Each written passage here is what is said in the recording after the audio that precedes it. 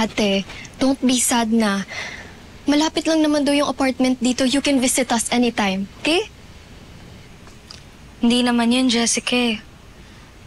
Naisip ko lang yung sinabi niyo na lilipat kayo sa probinsya para magtago. Ate naman, that's only temporary. Kapag nakabalik na si Mommy sa Canada, we'll be back agad. Promise.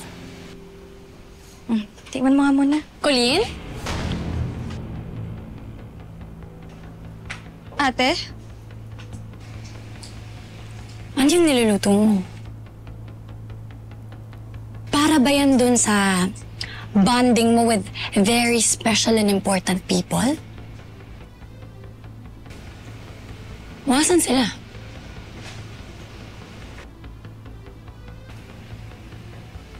At ikaw, sino ka ba talaga? Kasi ang sabi sa akin ni Rona kanina, wala raw kayong classmate at friend na Jane ang pangalan.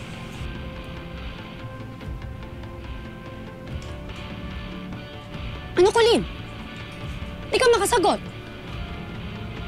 Ay, oo. Jessica, tumatawag si Mrs. Wilson.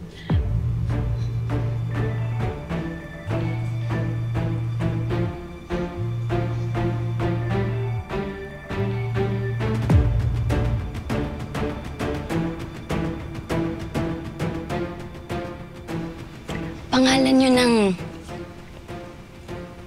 anak ng daddy mo. Maawa naman kayo sa nanay ko. Maawa naman kayo sa amin.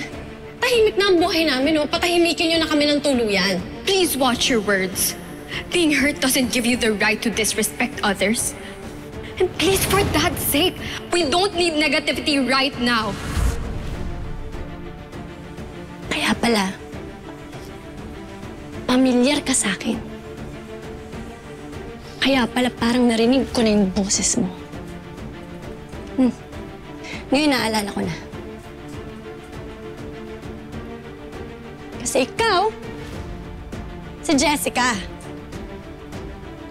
Nandito ka, so ibig sabihin nandito rin ang tatay nyo. Saan nyo siya tinatago? Sa kwarto ni Ate Didang? Andrea kasi... Uy! Ano ba? Walang ganon! Andrea! Ate!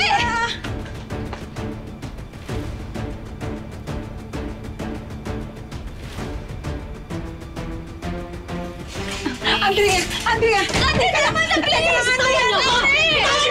Ano ba?